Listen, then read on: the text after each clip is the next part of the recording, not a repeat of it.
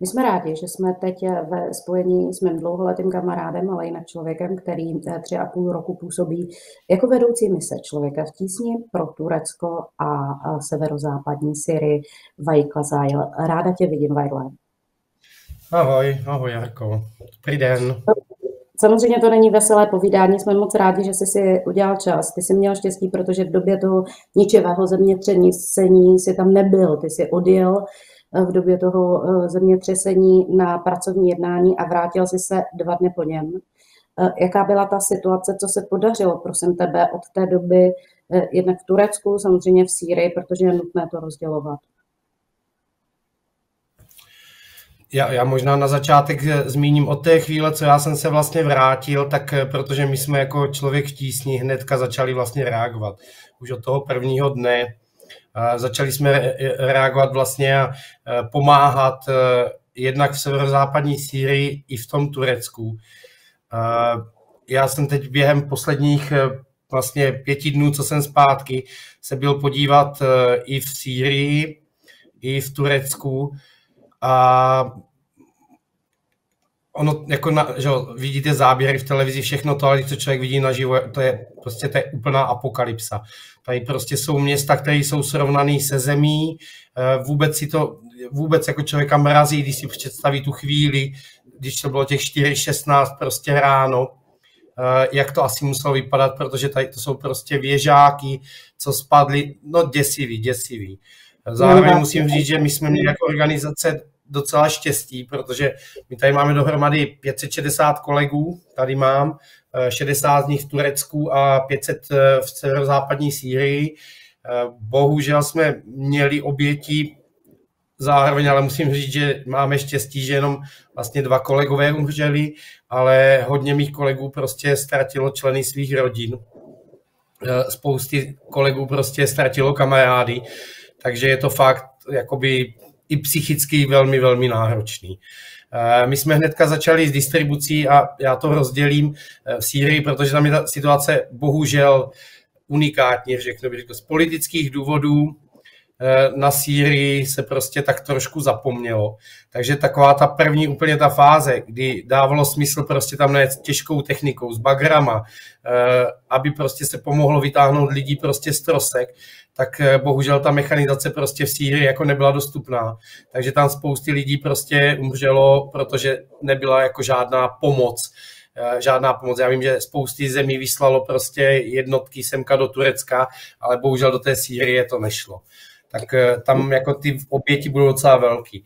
To stejné probíhalo vlastně jako v Turecku, tady samozřejmě ten stát je, jako Turecko je velká země, takže ten stát do toho fakt vstoupil úplně od prvního momentu nekompromisně. Já si čtu spousty zpráv o tom, že že tam byla prodleva, tak já bych řekl, tak to určitě spousty věcí se dalo udělat lépe, ale teď, když člověk jako jezdí po Turecku anebo po té Sýrii a vidí jako ten rozměr té katastrofy a zároveň vidí, jak v podstatě nastala jako úplně celonárodní mobilizace i tam a všichni se snaží pomáhat, tak prostě tady v té děsivé katastrofě se to prostě hýbe.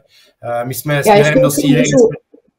Já jestli můžu, prosím tě, tak i do toho chci vstoupit, protože samozřejmě i v České republice můžeme to číst na sociálních sítích, médiích, slýchat to mezi lidmi.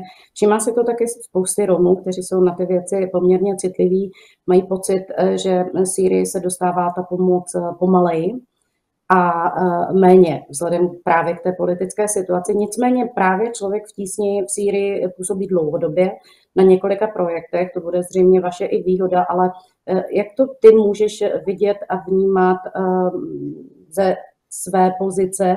Daří vám, jako Člověku v tísni, se tu pomoc teď dostávat, koordinovat v obou těch zemích? Nám se to daří, ale jak bych řekl, tak ta pomoc a já možná Sýrie, my působíme v severozápadní Sýrii. To je prostě takový malý území, kde žije 4 miliony uprchlíků. To jsou lidi, co před 11 lety prostě si řekli, že chtějí jiný režim, než který v současné době v Damašku je. A to jsou prostě lidi, kteří tam vlastně zůstali tady v této části země a jsou odříznutí a jediný vlastně přístup je z Turecka. Problém je, že ty podél té hranice, která je jako mezi tady tím severozápadní Syrií a Tureckem, tak to je ta nejpostiženější oblast vlastně i v Turecku. Takže tam jako to, že vlastně najednou ta pomoc zvenčí byla jako velmi problematická, nebo vlastně v podstatě žádná, tam se jako nedalo dostat, jako nedalo se tam poslat zboží a tak tam já tam nechci vůbec obvinovat prostě tureckou vládu jako za nějakou nečinnost nebo neochotu, ale prostě když jsem viděl najednou, jak vypadají ty oblasti podél hranice, tak prostě chápu, že na to zkrátka nebyla kapacita. My v severozápadní Sýrii působíme prostě už 10 let, jak říkám, mám tam 500 kolegů, děláme programy prostě podporu, co se týče jako jídla, distribucí jídla, podporujeme školy a tak. Takže v rámci těch kapacit jsme dělali fakt od začátku, co jsme mohli.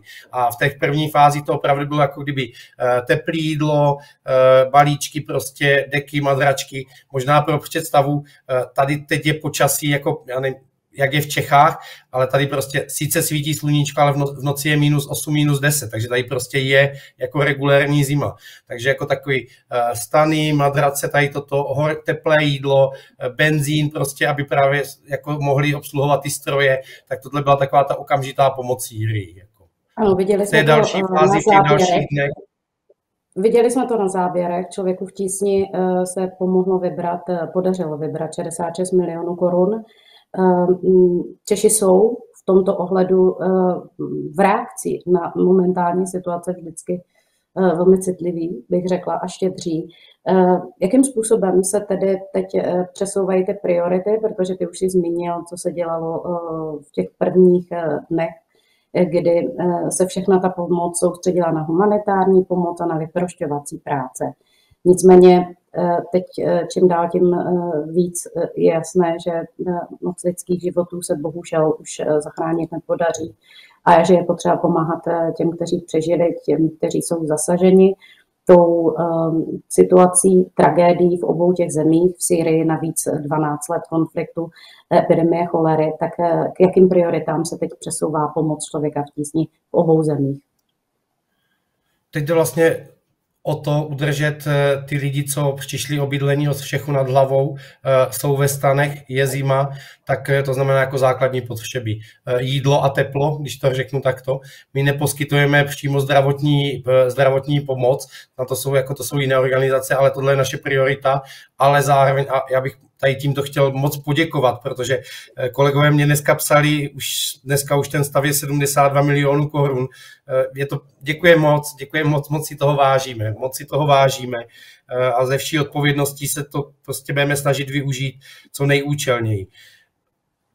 Teďka jde o to udržet vlastně jako nějaké udržitelné životní podmínky, ale už se díváme prostě na rekonstrukci, to znamená, jako vybíráme si oblast, koordinaci s jinými organizacemi, co tam působí a budeme se zaměřovat na to, aby se ti lidi mohli co nejrychleji zvrátit do normálu.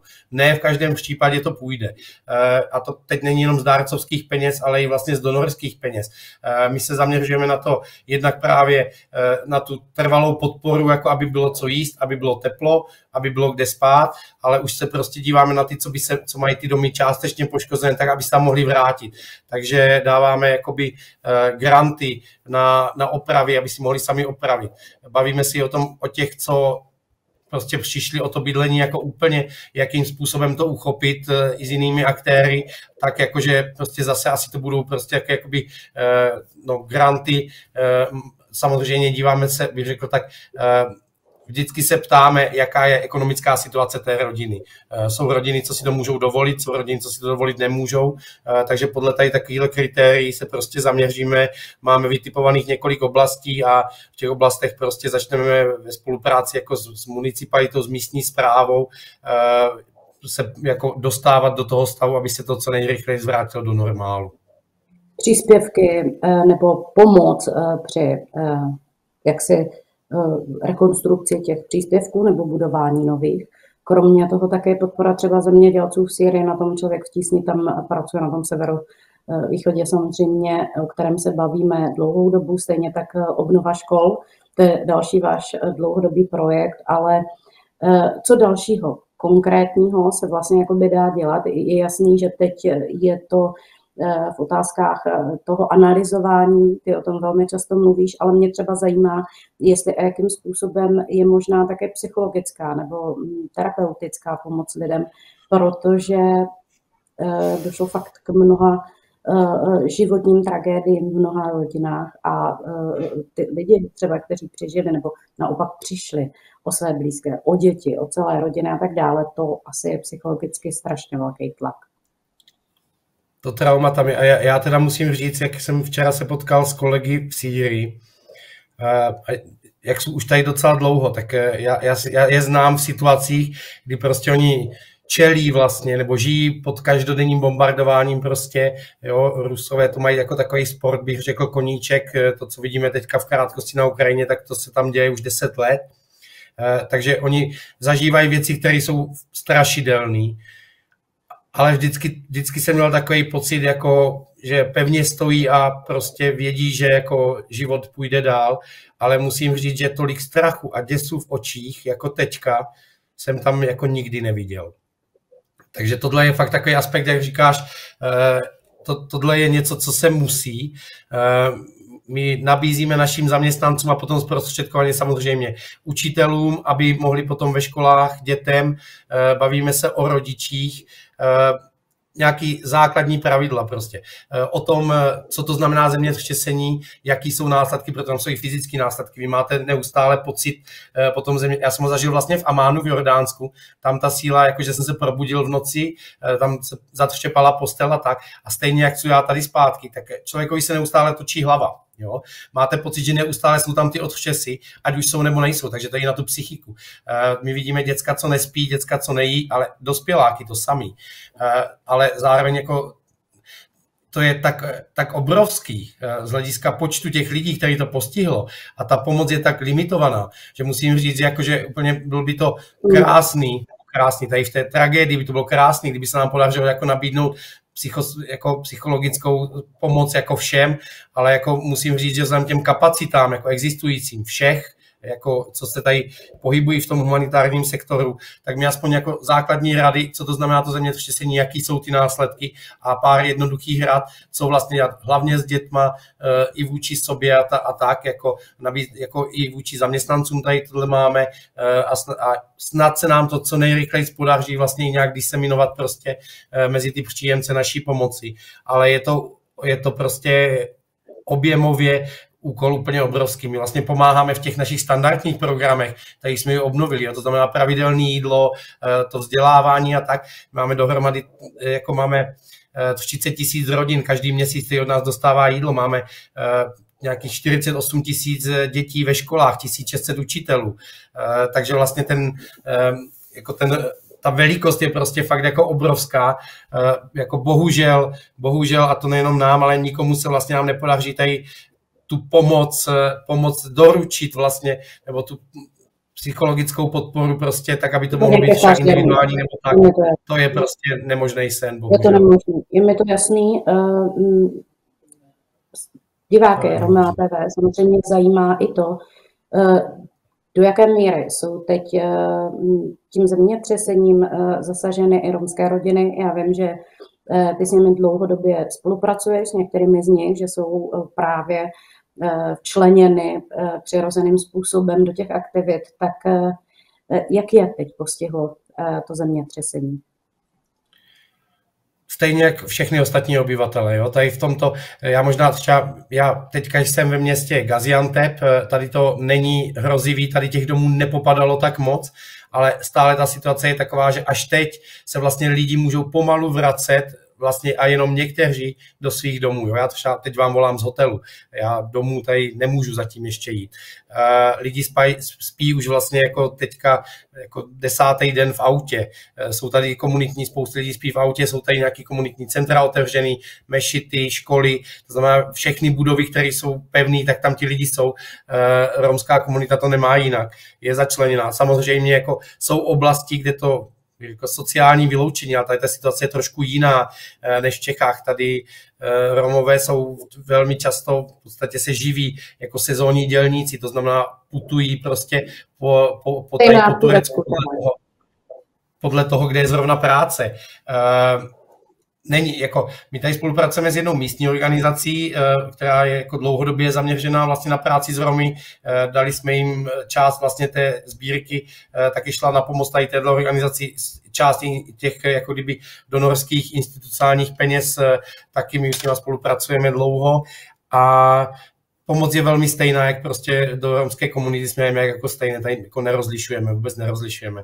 Tady je to tak, že vlastně tady podél té hranice žijí vlastně Turkové, je tady velká část syrských jakoby uprchlíků, co už tady žijí jako dlouho, protože do Sýrie se vrátit nemůžou.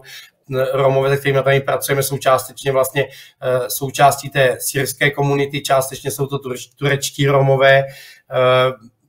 Ne, jako pro nás tam není žádný rozdíl, prostě pomáháme stejně.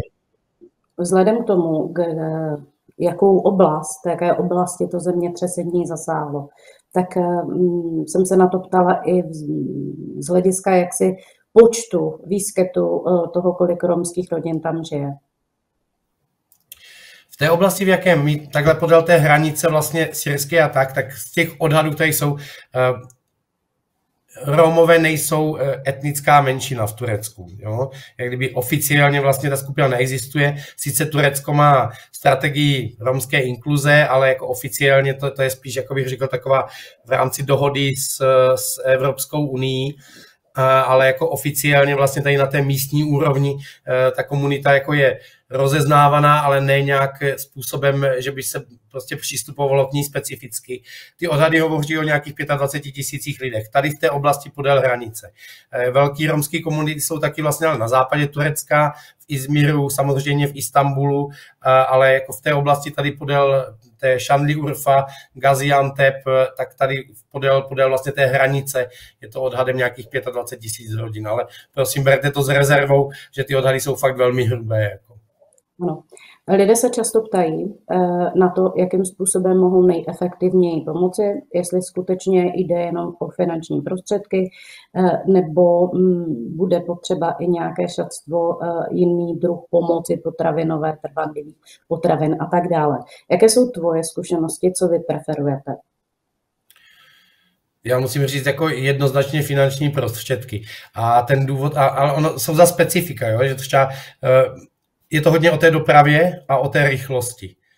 Protože my to třeba teďka řešíme s kolegy z Prahy, dostali jsme nabídku prostě na darování stanů, ale jako dopravit semka ty stany, ať už by to bylo letecky, a to i v případě, že vlastně třeba některé letecké společnosti nabízí tu dopravu zdarma, tak stejně vlastně celý tenhle proces trvá tak dlouho, že vlastně my tady, jako Turecko je tady žije 90 milionů lidí, je to druhá největší země po Číně z hlediska výrobních kapacit, co se týče jako spotřebního zboží.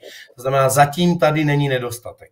To znamená, ty věci denní spotřeby prostě, a to i platí pro ty stany, deky, tyhle, samozřejmě jako je těžší je sehnat než prostě před 6. únorem, ale jako daří se nám prostě nakupovat všechno tady. Takže vlastně my, když to nakupujeme tady, tak my to jeden den koupíme a hnedka to distribuujeme, což nám vlastně umožní, jako, protože tyhle věci jsou zásadní a tady ta rychlost je prostě, ten čas je zásadní faktor. To znamená, jako preferujeme opravdu tu finanční pomoc a je to i navázáno na to, že opravdu ty potřeby se mění. Jo. Ty první dny to bylo prostě teplé jídlo, stany, deky. Teď už se to prostě, teď už jako je potřeba tam nastavit nějakou pravidelnost. Samozřejmě v tom Turecku tady obrovskou roli hraje stát, tak znamená, ta naše role je spíš jako, bych řekl, vychytávat díry v tom systému. Jo. My se díváme tam jako do oblastí, které jsou opravdu jako až ne tak poškozený a na které je zaměřená hlavní pozornost, ale kam se třeba ještě ta pomoc nedostala, ale přitom ti lidi jsou taky v obtížné situaci, taky třeba přišli od střechu nad hlavou, ale není to prostě celý městečko, ale je to třeba jenom 10 domů v tom městečku a potom je to fakt jako, že jeden den jsou potřeba ještě kamínka a dřevo, ale o den později už je tam elektřina znovu zavedena, takže už jde prostě a mnohem hodnější v té chvíli už je prostě jako kdyby elektrický topení nebo elektrický přímotop. Takže jako to je tak dynamický ta situace, že opravdu jak kdyby ta pomoc, materiální pomoc z Česka je jako nedává tady pro to období těch prvních dnů, jako někdy se to podaří se trefit a často se bohužel trefit se nepodaří do těch potřeb. Chápu.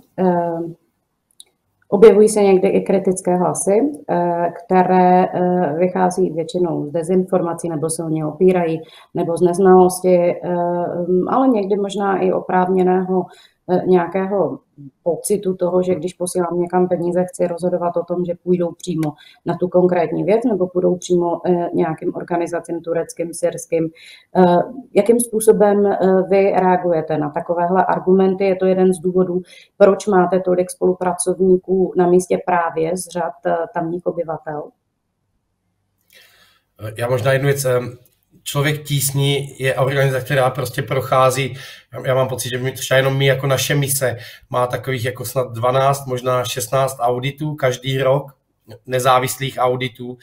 Naše finance jsou prostě transparentní, kdokoliv může vlastně nahlídnout, ať už je to prostě SOS sbírky, nebo je to klub přátel, jak kdyby ty prostředky, ta alokace těch prostředků tady těchto zdrojů je pevně daná, jakým způsobem to prostě se může nebo nemůže využívat a vůči těm dárcům, anebo vůči prostě klubu přátel, tam je to vždycky jako kdyby artikulováno a všechno je prostě sdíleno tak, aby oni měli jasnou představu, na co jejich prostředky jsou použity. A jak říkám, procházíme nezávislým auditem.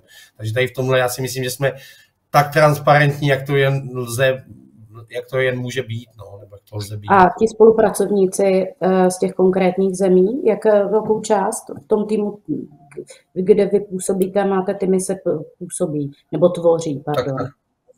Máme tady z těch našich dohromady 560 zaměstnanců na té misi, kterou tady máme, tak je takových 515, 520 jsou Syřané, nějakých jako 30 Turků a pokud není zrovna taková situace, jako je teďka, tak je nás tady dohromady 8 expatů jako kdyby cizinců z jiných zemí.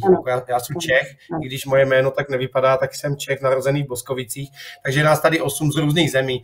Teďka z okolností jsme tady 2 z Česka, 2 kolegyně ze Slovenska, ale máme tady prostě lidi z jiných zemí. Teď nám přijeli pomoct kolegové z Prahy, tak nás je tady o něco víc, ale o něco víc znamená, že nás je tady 13. Jo?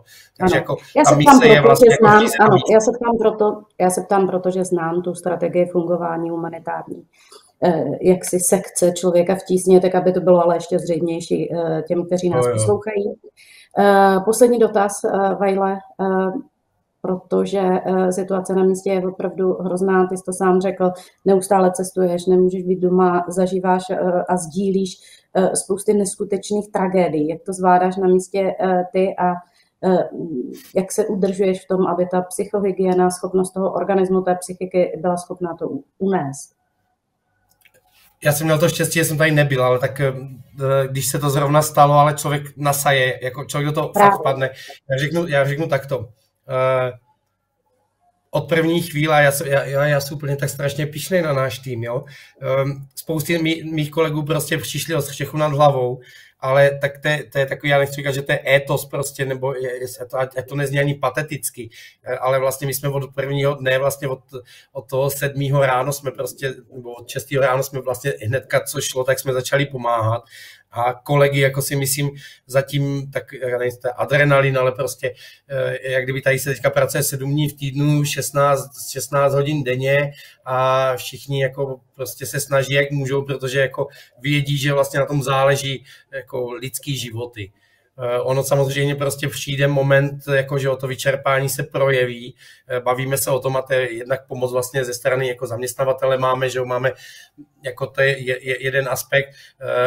Plánujeme si, abychom mohli v nějaké také fázi 6 týdnů až 3 měsíců budeme potřebovat nějakou pauzu, někdo dřív, někdo později z toho prostě vypadnout a vydechnout. Já možná ještě řeknu, tohle je ale zároveň luxus, který my si můžeme dovolit jako v Turecku. Ale moji kolegové, co jsou prostě v severozápadní Sýrii, odtam se nedá odjet. To je prostě uzavřená oblast, ní se nedá vycestovat. Ti prostě tam zůstanou, poslat je na dovolenou, jako samozřejmě mají nárok na dovolenou a tak, ale když to řeknu úplně upřímně, takový trošku trapas, protože jako to je území velký jak Českobudějovický kraj, žije tam 4 miliony lidí, milion z nich ve stanu, my si jako vždycky popisuju prostě kolegům, donorům, kamarádům v Čechách, jak to tam vypadá. To je jako krásná země, červená půda, olivový stromy, mezi tím skály, ale v zimě zima, v létě prostě 45 stupňů a za každým stromem, za každým rohem baráku stojí nějaký stan, protože jsou tam uprchlíci. To jako ta realita severozápadní Sýrie je děsivá sama od sebe. Jo? Natož teďka, když je tam tady toto. A jako bohužel mý kolegové tam, a to není mý kolegové, obyvatelé tam není kam odjet. Takže prostě pro ně je to jenom jako další, jo, jak říkám, tam prostě ruský letadla lítají prostě jako syrský, jako myslím vlády z Damašku a iránských milicí prostě podél té jakoby frontové linie, tak tam i teďka vlastně už dneska. První týden byl klid, ale už dneska zase se tam prostě jako kdyby střílí, jako jo. A to už trvá 10 let. Tohle už trvá 10 let. Takže tohle je... To je prostě, jsou věci, které já jako na takové té osobní emoční úrovni pro mě jsou věci, které jsou prostě čirý zlo.